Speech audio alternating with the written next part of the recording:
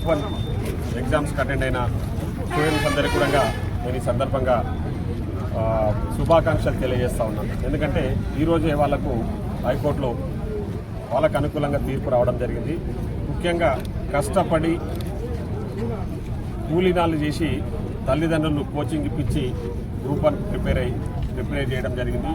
వాళ్ళందరూ ఎవరైతే కష్టపడి చదువుకున్న స్టూడెంట్స్ అందరూ కూడా గ్రూప్ 1 సెలెక్ట్ అయ్యి ఈరోజు వాళ్లకు అపాయింట్మెంట్స్ కోసం ఎదురు చూసిన వాళ్ళందరూ కూడా ఈరోజు హైకోర్టులో పెద్ద ఊరట లభించిందని సందర్భంగా తెలియజేస్తా ఉన్నా.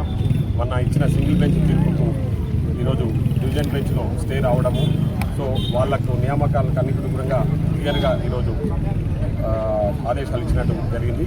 సో ఈ సందర్భంగా నేను వాళ్ళందరికీ కూడా కృతజ్ఞత తెలియజేస్తాను. ముఖ్యంగా చదువుకొని కష్టపడి మన ఎగ్జామ్స్ గ్రూప్ 1 ఎగ్జామ్స్ రాసిన స్టూడెంట్స్ పట్ల కొందరు అసభ్యకరంగా అంటే వాళ్ళ అవినీతి ముసుగును కప్పిపుచ్చుకోవడానికి ఇతరులు కూడా ఆ విధంగా అవినీతి ముసుగును అంటగట్టే విధంగా మాట్లాడిన కేటీఆర్ గారు ఈరోజు హైకోర్టు ఇచ్చిన తీర్పు మీకు చెంపబెట్టని సందర్భంగా తెలియజేస్తా ఉన్నా.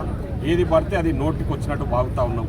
కనీసము నీ నోటికి అదుపు లేకుండా అమాయక స్టూడెంట్స్ని పట్టుకొని వాళ్ళేదో డబ్బులు ఇచ్చిండ్రు, 2 కోట్లు ఇచ్చిండ్రు, 3 కోట్లు ఇచ్చిండ్రు అని చెప్పేసి ఉద్యోగాల మీలాగా ఇక్కడ ఉన్నది అవినీతి ప్రభుత్వం కాదు, ఇక్కడ ఉన్నది ప్రజాప్రభుత్వంలో చాలా అంటే నీతివంతంగా పాలన అందిస్తూ ఉన్నాం. ఎక్కడ కూడా అవినీతికి తావు లేకుండా మా ముఖ్యమంత్రి గారు పనిచేస్తూ ఉన్నారు.